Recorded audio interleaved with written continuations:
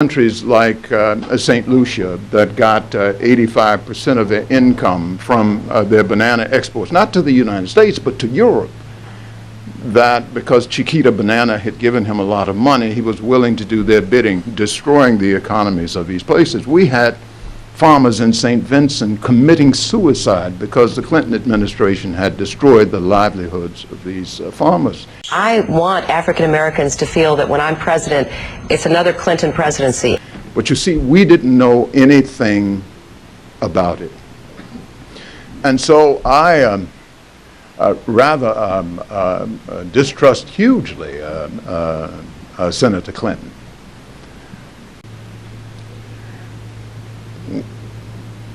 I think we've been exploited so many times by Democratic politicians. They can't get elected without us. But it seems that almost the day after the election, that's about it. They feel obliged to give out a few jobs. But that doesn't mean anything, and we have this tendency to get to please too easily. And we're going to be doing everything we can to get this country to be on the side of them and people who are working hard and struggling so that they can have a better chance.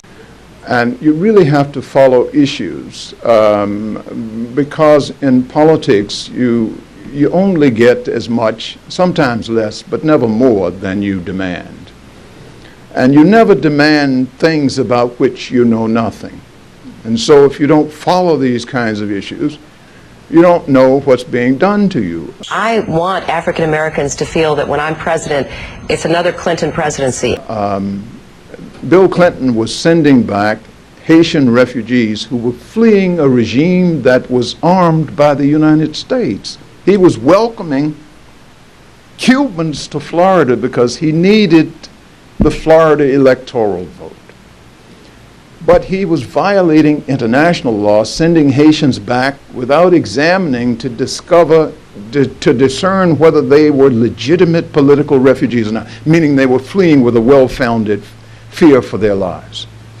And he knew many of them were being killed by FRAP, and those killers in Haiti that had been armed by the United States. I want African Americans to feel that when I'm president, it's another Clinton presidency. But he did that. I went on a 28-day hunger strike to cause him to change, but he didn't change because he had found Christ. He changed because a public began to learn what he had been doing. These matters are larger than race. We're talking about being sensitive to the interest of humankind. And so I think we want a president who has a vigorous intellectual curiosity and an overarching decency and humanity.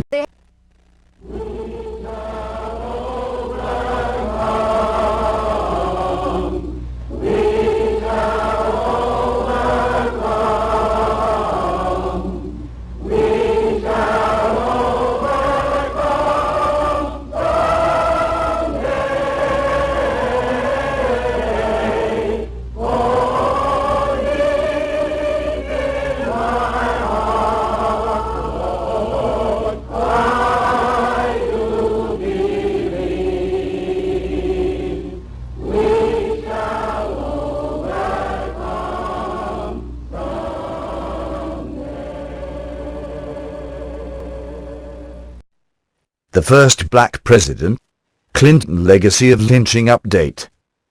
Buy me a tea. It may be true that the law cannot make a man love me, but it can keep him from lynching me, and I think that's pretty important. Ironically, the logic of this pronouncement by Martin Luther King would, in short order, be refuted by the reality of his own lynching. King's hope was misplaced and his reasoning was circular. The resultant rule of law relied on by King presumed an adherence to the rule of law in the first instance. Adherence to the rule of law is not something normally associated with the Clintons. Moreover, racial and ethnic disrespect, intimidation, exploitation and hate have always been a fundamental Clinton tactic, and the reflexive use of the N-word and other racial and ethnic slurs, an essential element in the Clinton lexicon. When the first black president and his wife ran Arkansas, the NAACP sued them for intimidating black voters at the polls. Conversely, the Clintons' refinement of the DNC drag and drop is, arguably, one of the more insidious and repugnant applications of their special brand of race-hate politics. Calculating a black man's worth to be 5/3 of a vote is no less racist, and arguably more so, than calculating his worth to be 3/5 of a white man. The latter is demeaning, but the former is dehumanizing. But it is even worse. Listen to Randall Robinson in this video, read below about Rwanda. Only one conclusion is possible, a Clinton legacy of lynching. Bill Clinton felt their pain. Retrospectively. In 1998, on his grand apology tour of Africa, a whirlwind tour of whirlwind apologies for slavery, the Cold War, you name it, he touched down in Kigali and apologized for the Rwandan genocide, biting his lip, as is his wont. During the bloodbath, Clinton administration officials were specifically instructed not to use the word genocide, lest it provoke public pressure to do something. Documents made public last week confirmed that U.S. officials knew within the first few days that a final solution to eliminate all Tutsis was underway. Stein on America.